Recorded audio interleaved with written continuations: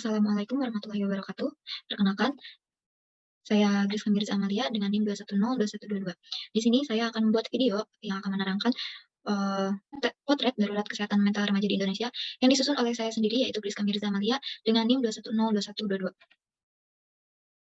Pengertian kesehatan mental, diambil dari bahasa Latin yaitu kata mens atau metis yang memiliki arti jiwa, nyawa, sukma, roh, dan semangat. Dengan demikian, mental adalah hal-hal yang berkaitan, dengan sikap psiko dan kejiwaan atau kejiwaan yang dapat mempengaruhi perilaku individu. Setiap perilaku dan ekspresi individu merupakan cerminan dari kondisi suatu mental. Yang menurut KBBI, edisi ketiga cetakan tahun 2007, mental adalah sesuatu yang bersangkutan dengan batin dan watak manusia yang bukan bersifat badan atau tenaga.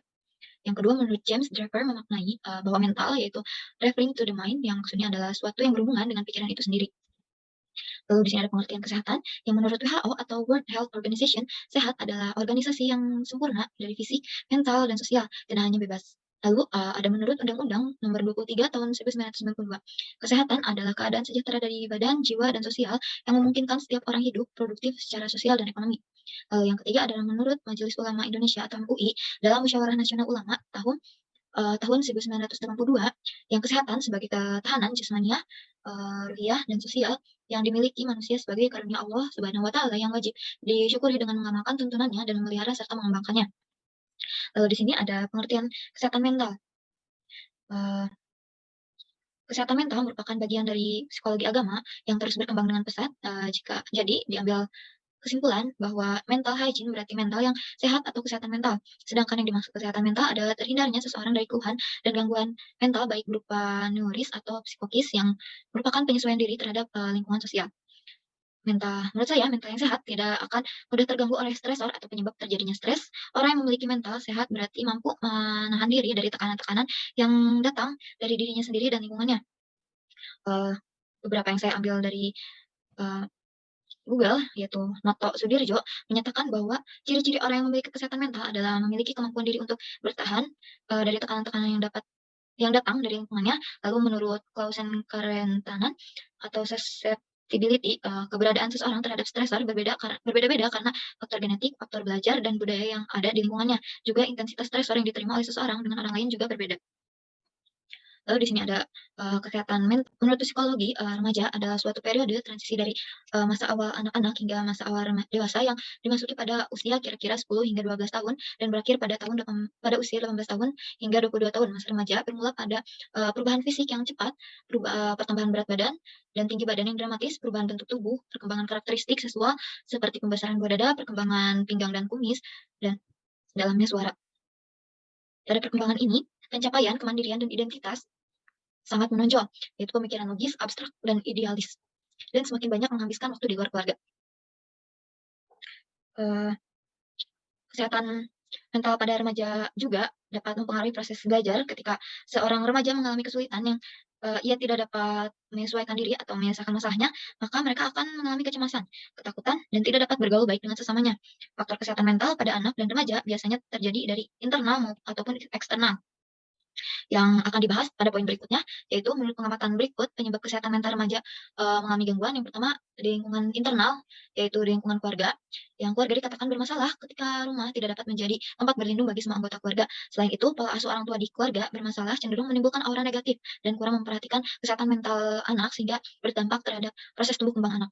Lalu, faktor eksternal yang yaitu kedua di bidang pendidikan yang menyebabkan remaja mengalami kesulitan saat pembelajaran daring yang terjadi saat ini dikarenakan oleh pandemi Covid, dan tidak sedikit pula remaja tertekan karena tugas yang diberikan guru tidak sesuai dengan porsinya. Lalu yang ketiga, kesehatan mental diakibatkan media sosial, yang itu termasuk pada eksternal. 3 platform media sosial yang paling populer di kalangan remaja adalah YouTube yang digunakan oleh 85% remaja yang menurut survei tahun 2018 Pew Research Center. Yang kedua adalah Instagram yang digunakan 72% dari remaja, dan Snapchat 69% remaja. Dampak yang akan saya bacakan dari yang masalah keluarga atau masalah internal terhadap anak akan bersifat jangka panjang yang akan ke permukaan ketika ia tumbuh menjadi remaja atau dewasa. Yaitu seperti contoh, hidup di tengah keluarga yang bermasalah menyebabkan anak jadi kehilangan kesempatan untuk berkembang secara optimal sebagaimana mestinya, sehingga mereka jadi memiliki kemampuan sosial, emosional, dan coping skill yang lebih rendah dibandingkan individual seusianya. Lalu di bidang pendidikan, sulitnya belajar pada masa pandemi seperti saat ini berakibat, remaja yang ingin melanjutkan ke jenjang universitas. Tidak sedikit remaja yang mentalnya terganggu pada saat menunggu hasil pengumuman kelulusan, universitas. Lalu, untuk poin ketiga yang, menurut laporan tahun 2018 yang dikeluarkan oleh Global Web Index, orang berusia 16 sampai 24 tahun menghabiskan rata-rata 3 jam menggunakan media sosial setiap harinya. Penelitian yang dilaporkan pada jurnal, JMA Psychiatry menemukan bahwa remaja yang menggunakan, media sosial lebih dari 3 jam per hari beresiko tinggi terhadap masalah kesehatan mental, terutama masalah, internalisasi alias citra diri. Media sosial, memang memiliki beberapa efek positif pada remaja dan juga anak-anak, baik dengan mengajarkan keterampilan sosial, memperkuat hubungan, maupun hanya bersenang-senang. Namun penggunaan terus-menerus dari platform yang tadi saya sebutkan dapat, memiliki dampak negatif, terutama pada kesehatan mental dan kesejahteraan, pengguna muda. Yang Lalu di sini saya akan membacakan tentang kesehatan mental remaja di Indonesia. Penelitian, besar meta-analisis large scale pada tahun 192 studi, hasilnya secara global atau seluruh dunia onset waktu timbul gangguan mental pertama terjadi di bawah usia 14 tahun, telah mencapai 1/3 individu atau 30%. Dari, penelitian yang dilakukan tersebut, seharusnya kita lebih peduli terhadap mental illness karena tanpa kita sadari, sangat banyak anak-anak atau remaja yang terkena gangguan mental atau depresi, namun mereka tidak berani untuk cerita atau lingkungan tidak aware atau tidak peduli dengan masalah mental illness ini. Dengan hanya pada anak-anak, bukan hanya pada anak-anak, remaja, atau para orang dewasa saja mungkin tidak tahu kalau, jika dia terkena mental illness di Indonesia jika berbicara mengenai penyakit mental ini masih belum banyak yang dipahami oleh masyarakat atau sangat disepelekan, bahkan kasarnya menganggap pengidap gangguan mental illness ini menjadi suatu yang sangat sensitif atau aib. Stigma di Indonesia, mengenai mental illness atau kesehatan mental itu masih sangat tabu atau pamali, sangat, banyak oknum-oknum yang beranggapan bahwa mental illness atau kesehatan mental yang disebabkan karena kurang ibadah. Padahal mental illness itu, bukan berarti kita kurang ibadah, jauh dari Tuhan, bukan juga karena merosotnya iman. Banyak juga, orang beriman atau orang yang pintar bisa juga terkena kesehatan mental atau mental illness, meskipun, ibadah juga berpengaruh, tetapi tidak bisa kita jadikan sebagai faktor utama, disebabkan karena pandangan buruk masyarakat terhadap mental illness, sehingga membuat mereka malu untuk konsul ke profesional, karena pada dasarnya mereka membutuhkan rangkulan bukan penghakiman. Lalu di sini, saya mendapatkan beberapa, penelitian yang sampelnya diambil dari penelitian WHO, tahun 2010 dalam Dharmayanti 2011 menyatakan bahwa 1 sampai 5 anak yang berusia kurang dari 16 tahun mengalami, masalah mental emosional. Angka kejadian tersebut semakin tinggi pada kelompok usia di atas 16 tahun, yaitu, 140 dari 1.000 anak.